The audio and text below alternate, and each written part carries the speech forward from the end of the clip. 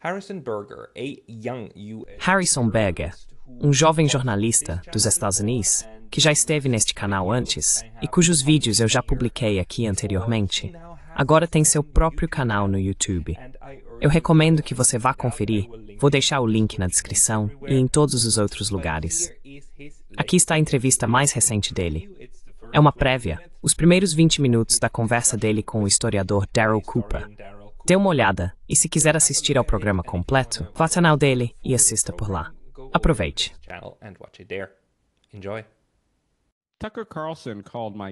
Tucker Carlson chamou meu convidado de hoje de melhor historiador popular dos Estados Unidos, e é fácil entender o porquê. Embora ele discorde dessa avaliação, Daryl Cooper é definitivamente influente. Seu podcast Martyr Made e sua Substack estão consistentemente entre os mais ouvidos, e seu novo podcast, Provoked, que ele co-apresenta com Scott Horton, sem dúvida seguirá o mesmo caminho.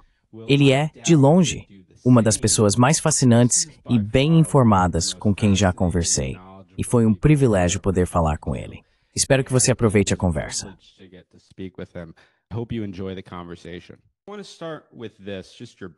Quero começar com isso, só falando do seu histórico.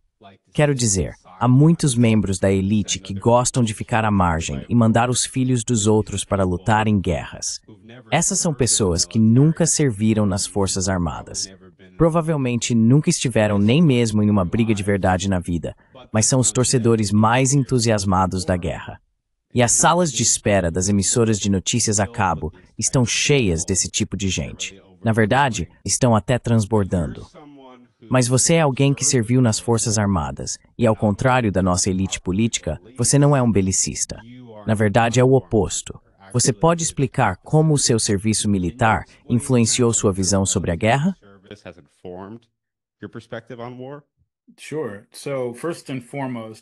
Claro. Então, antes de tudo, quero dizer que não sou um veterano de combate. Eu servi na Marinha. Trabalhei em sistemas de defesa aérea e de mísseis balísticos na costa de alguns países perigosos, mas nunca estive sob fogo inimigo. Não quero passar essa impressão ou receber crédito por isso. Mas sabe, o que você está descrevendo é na verdade bem comum entre veteranos. Mantemos uma comunidade bastante unida e geralmente continuamos em contato por meio de amizades, organizações e assim por diante. E tem havido um verdadeiro... Quero dizer, você vê isso até mesmo entre as pessoas mais horror, sabe? Como o Jocko, por exemplo, com quem já trabalhei e tem um podcast.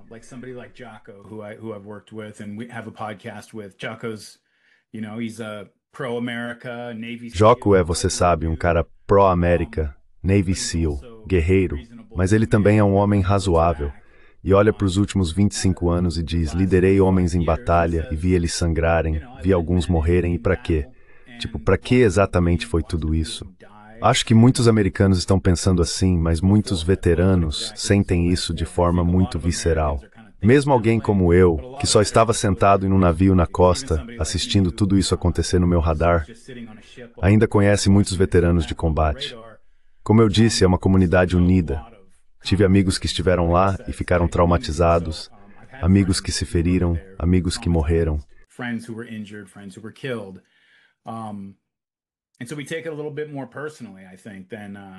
Então acho que levamos isso de forma um pouco mais pessoal do que até mesmo o ativista médio contra a guerra, e todo o respeito e força para eles. Mas é algo que sentimos de forma bastante visceral, eu diria. E no meu caso, tendo viajado bastante, depois de passar 10 anos na Marinha, saí e trabalhei como engenheiro civil para o Departamento de Defesa por mais 10 anos. Terminei isso em 2020, na verdade 2021. E durante a maior parte desses 10 anos, e na verdade 2 anos antes disso, então provavelmente por uns 13 anos, eu viajava pelo mundo todo, de 8 a 10 meses por ano. Eu viajava principalmente para o exterior para trabalhar com aliados ou em bases e instalações dos Estados Unidos em navios, nos sistemas de mísseis balísticos e aéreos deles.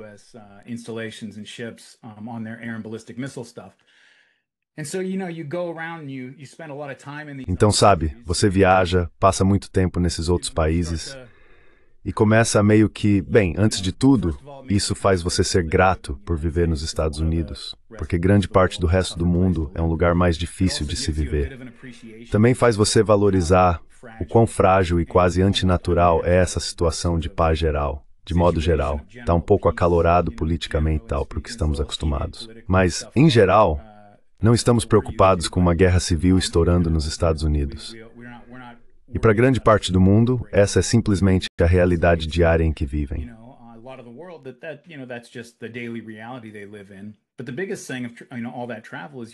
Mas o mais importante de todas essas viagens é que você realmente percebe que as pessoas são basicamente as mesmas em qualquer lugar.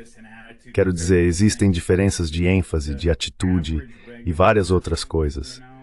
Mas a pessoa comum, quando você começa a conhecer essas pessoas, sabe, eu costumava ir muito a Israel. Provavelmente viajei para lá 12 ou 15 vezes na minha função de engenheiro do Departamento de Defesa e provavelmente fiquei um total de 6 a 8 meses somando tudo.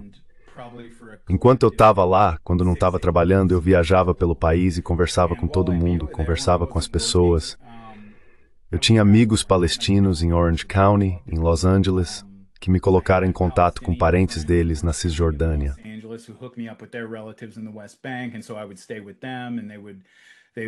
Então eu ficava com eles e eles me recebiam, e você acaba conhecendo todas essas pessoas. Você viaja, passa a noite na casa de uma família palestina na Cisjordânia e depois vai ficar com um amigo judeu em Israel.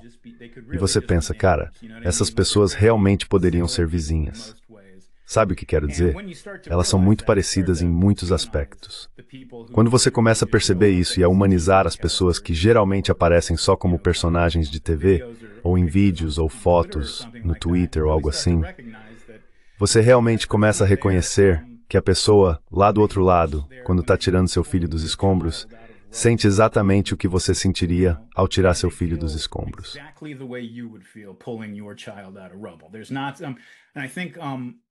Não é algo assim. E eu acho que, sabe, quando você assiste a essas coisas na TV, é fácil quase transformar isso num filme, mesmo sabendo que é real. Isso meio que passa na sua cabeça como um filme. E você se relaciona com aquilo como se fosse um filme. Tipo, é super triste. Eu posso até chorar vendo um filme, mas ainda é essa hiperrealidade distante que não chega a realmente tocar. E quando você realmente percebe que essas são pessoas como você, e tudo que elas estão sofrendo, tente se colocar no lugar delas, tente imaginar.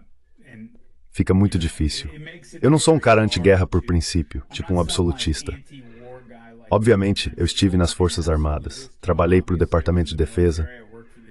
Tenho vários parentes e outras pessoas que ainda estão ou já estiveram nas Forças Armadas.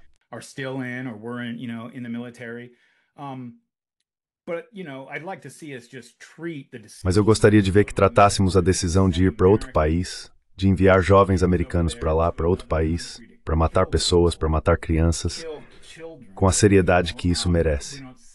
Não os enviamos para fazer isso, obviamente. Mas naquela primeira noite de choque e pavor, quando entramos no Iraque em 2003, estima-se que entre 7 e 12 crianças morreram naquela noite em Bagdá por causa das nossas bombas. E então, digamos que decapitamos o regime, matamos os filhos dele, matamos Saddam. A democracia floresce e a guerra do Iraque foi simplesmente o sucesso militar e político mais retumbante que alguém poderia imaginar. Ainda assim, matamos uma dúzia de crianças, sabe? Então, mesmo na guerra mais limpa possível, é isso que vai acontecer. E eu só gostaria de ver os cidadãos americanos e nossos líderes em geral tratarem essa decisão com a gravidade que ela realmente merece, sabe?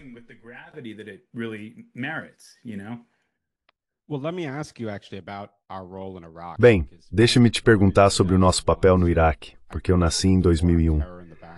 Então, cresci com a guerra ao terror como pano de fundo. E as narrativas oficiais em torno dessa guerra mudaram muito. Sabe, até o fracasso do aumento de tropas de David Petraeus, muita gente era simpática à ideia de uma intervenção humanitária, que mesmo que Saddam Hussein não tivesse armas de destruição em massa, ele ainda era um cara ruim e precisava sair.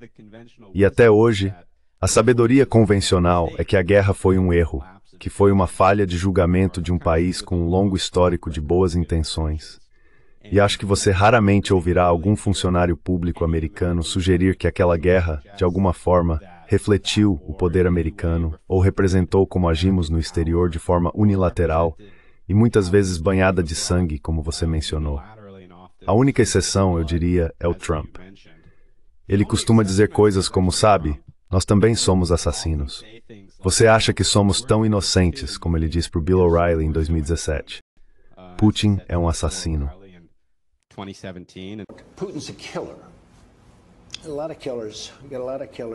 Muitos assassinos. Temos muitos assassinos. Por que você acha que nosso país é tão inocente? Você acha que nosso país é tão inocente? Eu não conheço nenhum líder do governo que seja assassino na América. Bem, dê uma olhada no que nós também fizemos. Cometemos muitos erros. Eu fui contra a guerra no Iraque desde o começo. Sim, mas erros são diferentes. Cometemos muitos erros, ok? Mas muitas pessoas foram mortas. Então, há muitos assassinos por aí. Acredite em mim.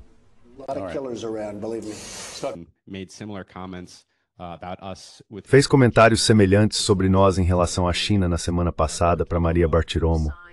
Assinou um documento dizendo que valorizaria o sistema de valores de Mao Zedong.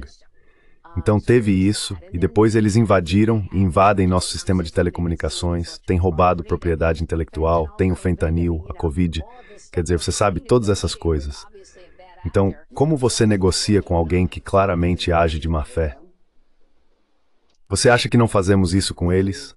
Fazemos. Fazemos muitas coisas. É assim que o mundo funciona. É um mundo cruel. Você viveu a guerra ao terror, serviu nela e é uma das pessoas mais conhecedoras dos Estados Unidos sobre esse tipo de história de conflito. Como você entende nosso papel nesse conflito, a guerra do Iraque, e como sua compreensão dessa guerra mudou ao longo do tempo?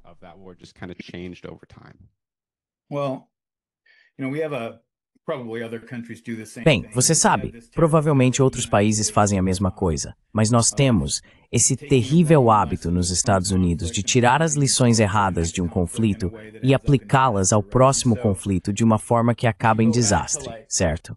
Se você voltar, primeiro, só para enfatizar e concordar com uma coisa que você disse, Saddam Hussein, vamos deixar isso claro. Ele era um verdadeiro monstro. Ele não era como Assad. Ele não era como o Ayatollah. Eles são autoritários ou teocratas, mas ele era um verdadeiro monstro, um cara realmente perverso, com certeza. Existem muitos desses. Nós financiamos e nos aliamos a vários deles, sabe o que quero dizer? Mas em 1991, 16 anos após a queda de Saigon, o exército dos Estados Unidos estava passando por uma verdadeira crise de moral, crise de recrutamento, crise de imagem.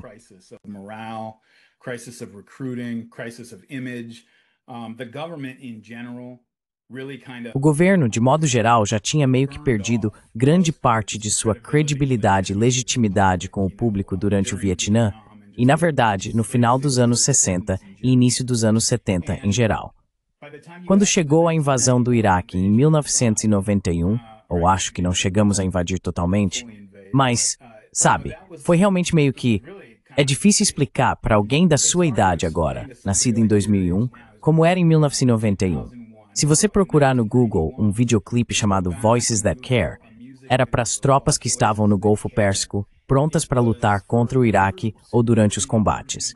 E quero dizer, tinha absolutamente toda a celebridade que você possa imaginar, de Will Smith a Rod Stewart, todo mundo que era famoso na época. Seria como se hoje fosse a Miley Cyrus e mais umas 50, 100 pessoas talvez. E eles fizeram esse videoclipe. Sim, desculpa. Eu ia dizer, eles fizeram isso pela Ucrânia. Eu vivi isso com o Bono e todo mundo. Acho que é isso mesmo. Eles estavam sequestrando pessoas, simplesmente mandando uma geração de jovens para a linha de frente.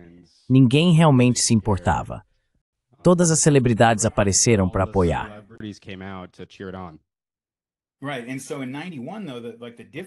Certo. E então, em 91, a diferença era que isso não era uma questão partidária de forma alguma. Quero dizer, havia um apoio amplo, total, às Forças Armadas, ao que o governo estava fazendo, ao George W. Bush, tudo isso. E, obviamente, no nível governamental, a Ucrânia também não tem sido uma questão partidária aqui. Mas acho que entre o público realmente é, mesmo que não se divida necessariamente entre vermelho e azul. E então você chega lá, e as Forças Armadas dos Estados Unidos, junto com os aliados, entraram no Iraque esperando, e muita gente não sabe disso. Agora temos esses documentos, que na investida inicial no Iraque em 1991, as estimativas internas eram de que teríamos até 10 mil baixas. baixas dos Estados Unidos, não dos nossos aliados.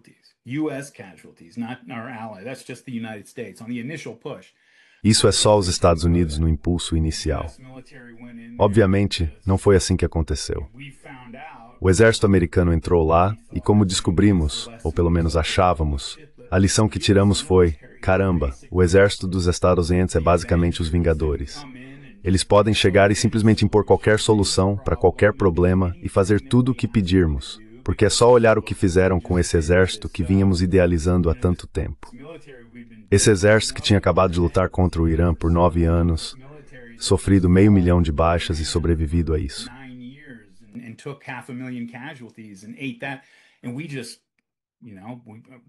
E nós, simplesmente, sabe, se você tirar o fogo, amigo, e apenas decisões ruins da equação, mal sofremos baixas. E então levamos essa ideia para o início dos anos 2000. E o Iraque é diferente, por exemplo, da Síria, do Irã ou de qualquer um desses outros países, no sentido de que, depois daquela guerra, entramos meio que nesse espaço liminar, um espaço estratégico liminar, em que Saddam ainda estava no poder, mas tínhamos controle total do espaço aéreo. Travels bombardeando toda semana, sabe, por Danos. Durante toda a década de 1990, estávamos bombardeando o Iraque.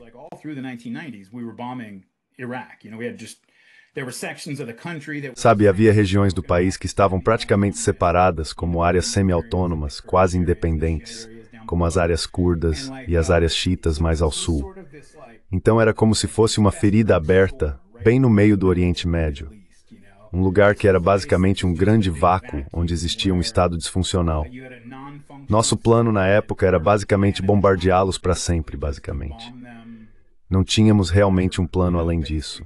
E isso acabou facilitando muito a venda daquela guerra para os céticos no governo e na mídia, como eram na época, e depois para o público americano em geral, certo?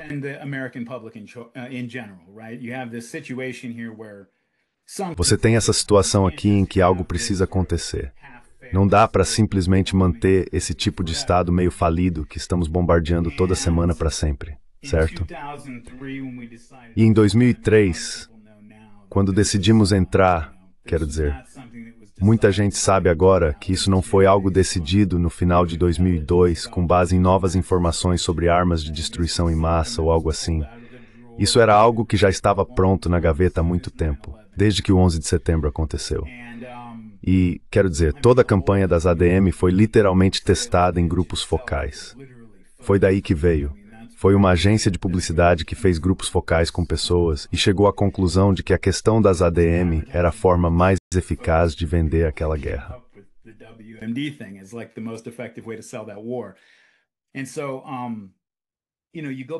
Então, sabe, se você voltar para 1998, houve um período em que depois de Clinton, por motivos que eram quase inteiramente políticos e domésticos para ele, com toda aquela questão da Lewinsky acontecendo e querendo desviar a atenção, nós lançamos uma série de ataques aéreos realmente pesados por todo o Iraque. Isso devastou o que restava do exército deles, suas defesas aéreas já precárias, tudo. Fomos realmente duros com eles. E nos meses seguintes, Saddam executou algo em torno de 40 generais e altos funcionários do governo. Eram em sua maioria pessoas do círculo íntimo dele. Eram os homens de confiança dele.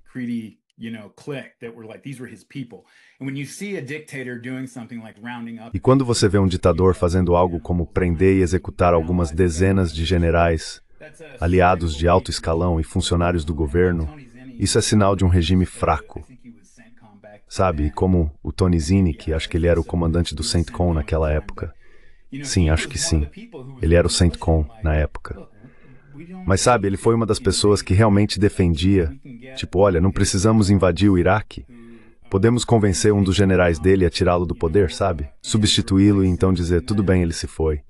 Podemos começar a tentar nos reintegrar ao sistema global e encontrar um acordo com os Estados Unidos que todo mundo possa aceitar. Mas, de novo, pegamos aquela lição de 1991 de tipo, por que faríamos isso?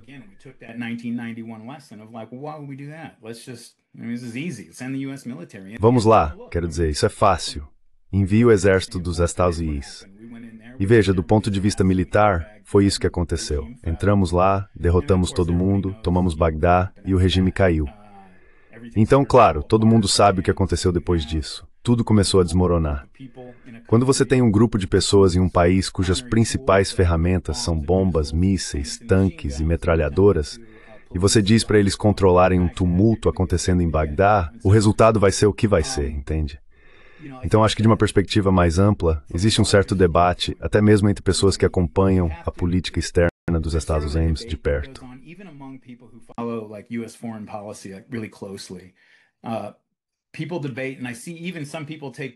As pessoas debatem, e vejo até algumas pessoas assumindo posições diferentes em momentos diferentes.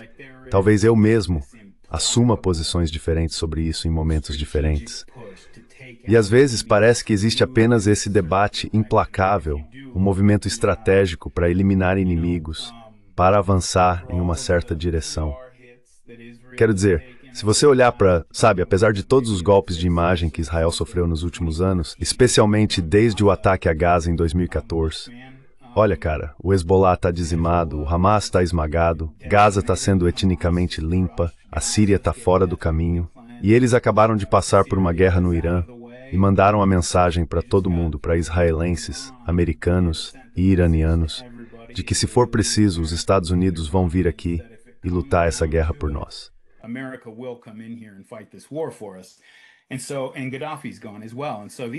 E Gaddafi também se foi. Então esses são todos os principais ditadores árabes seculares que, de certa forma, foram líderes do eixo de resistência por muitos e muitos anos. Se isso é um plano, algo que está realmente sendo realizado passo a passo ao longo do tempo, ou se são decisões tomadas mais no momento, com base em conveniência política e assim por diante, é meio difícil dizer. Acho que sempre é difícil dizer em um sistema de governo como o nosso, mas está claro que as coisas têm caminhado em uma direção. É difícil. Bem, não sei qual é a inclinação política do seu público, mas eu sou mais... Acho que, quer dizer, as pessoas me chamam de direitista.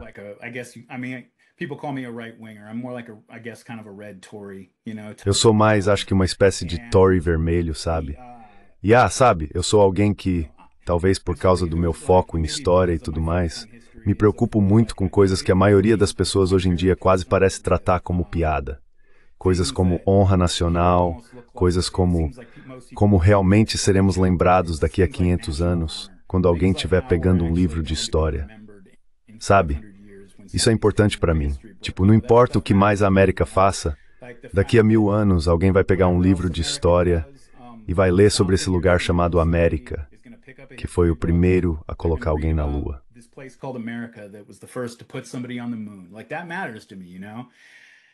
Isso é importante para mim, sabe? Então, quando vejo o nosso país sair dos trilhos, porque uma camarilha corrupta tomou conta de posições-chave no governo, na mídia e em outras instituições, e nos levou a tornar o mundo um lugar muito mais perigoso, com instituições internacionais deslegitimadas e táticas e estratégias que, por um tempo, parecia que estávamos caminhando para que fossem proibidas, mas que agora simplesmente são aceitas como normais. Muito disso recai sobre nós. E acho que esse é outro ponto que os veteranos costumam levar muito a sério.